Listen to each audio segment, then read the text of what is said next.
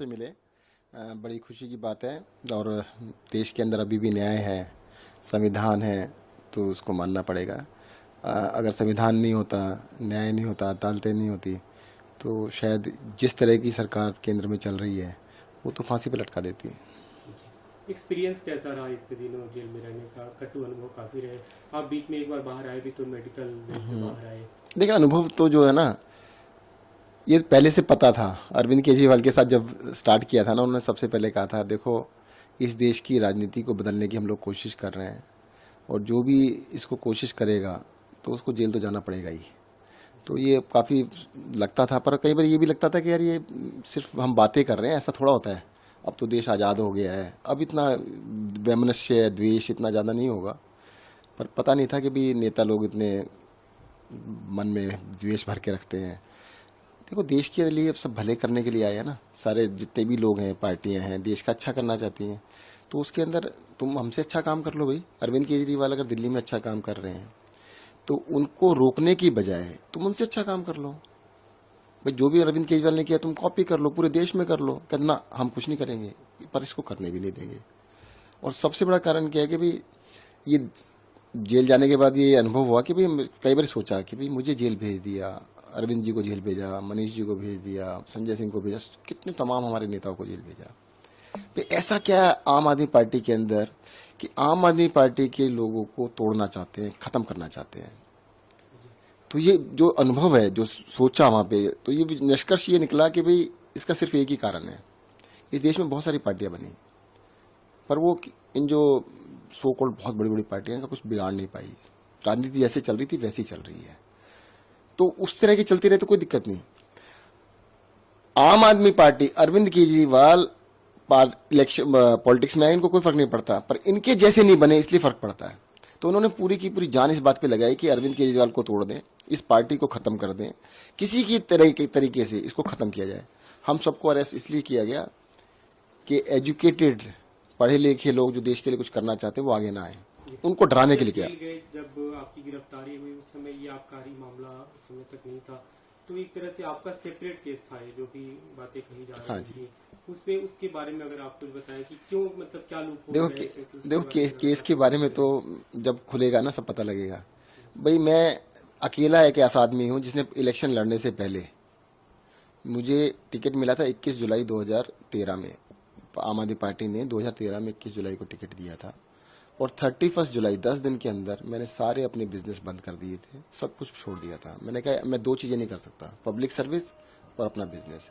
इस देश के अंदर बहुत सारे एमएलए हैं, बहुत सारे एमपीज हैं, मंत्री हैं जो आज भी बिजनेस करते हैं, कोई पाबंदी नहीं है। मेरे ऊपर कोई पाबंदी नहीं थी, मैं कोई एमएलए मंत्री नहीं बन गया था कि मेरे को कोई कंपनी छोड़, सब कुछ छोड़ दिया था मैंने। मैं अपना आर्किटेक्ट था, प्रैक्टिस करता था, वो भी बंद कर दी थी। सब कुछ त्यागने के बाद एक्टिव पॉलिटिक्स में आए थे। लेकिन जो मनी लॉन्ड्रिंग के आरोप, मैं बता देता हूँ ना, वो जो लॉन्ड्रिंग के आरोप थे, ईडी को 7 साल हो गए ना इनमें इंक्वायरी करते हुए। 7 साल से अभी इंक्वायरी चल रही है, खत्म नहीं हुई है।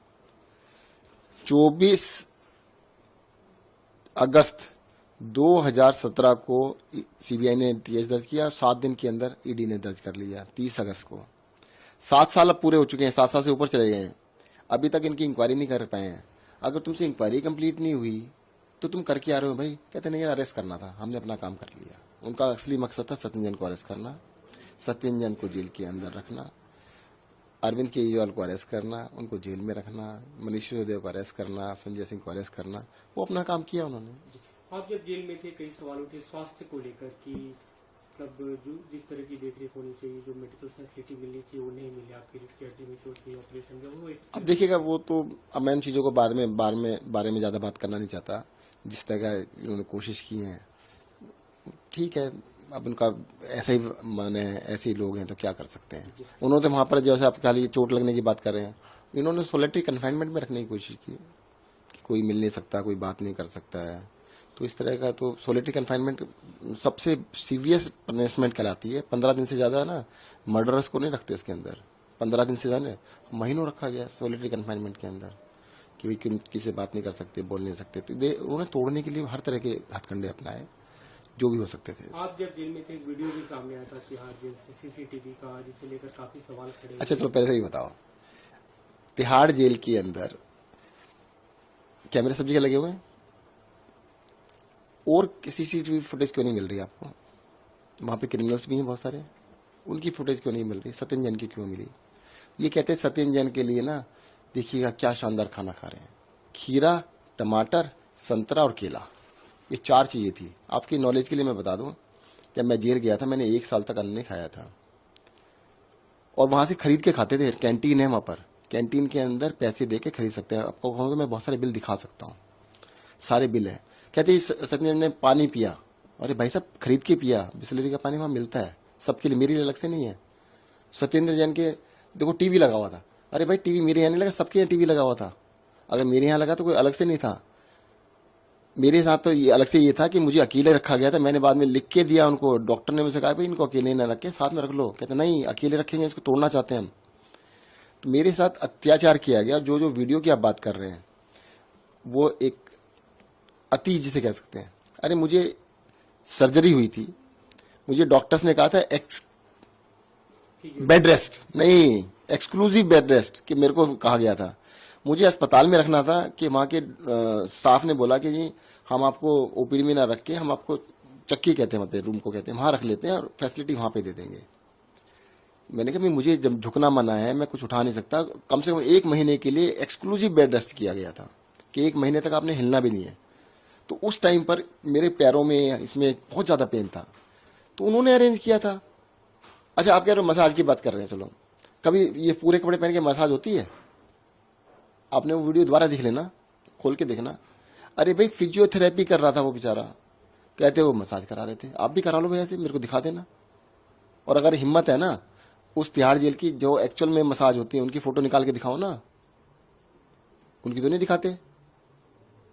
अगर आप लोगों ने, एक आदमी बीमार है, उस बीमार आदमी का इलाज ना होने देने के लिए क्या उसको मारने की इच्छा थी क्या?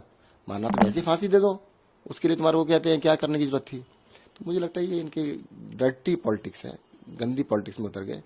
और मैं जानना चाहता हूं उनसे, चलो अगर बीजेपी वाले कहते हैं कि ये है वो है, वो आज क्यों नहीं चला रहे थे? गुजरात इलेक्शन थे तो वो चलाना चालू कर दिया। सत्येंद्र जैन ये खा रहा, ये नहीं बताया इन्होंने कभी टीवी पे कि सत्येंद्र जैन ने 1 साल तक खाना नहीं खाया। मेरा 40 किलो वजन कम हो गया था, एंड आई बस डॉक्टर को तो जब मैं बाहर आया था तो उनको तो ये लग रहा था पता नहीं इसको मर ना जाए। वो तो उन्होंने कभी नहीं दिखाया, वो तो कभी नहीं बताया कि हाँ जी सत्येंद्र जैन मर सकता था।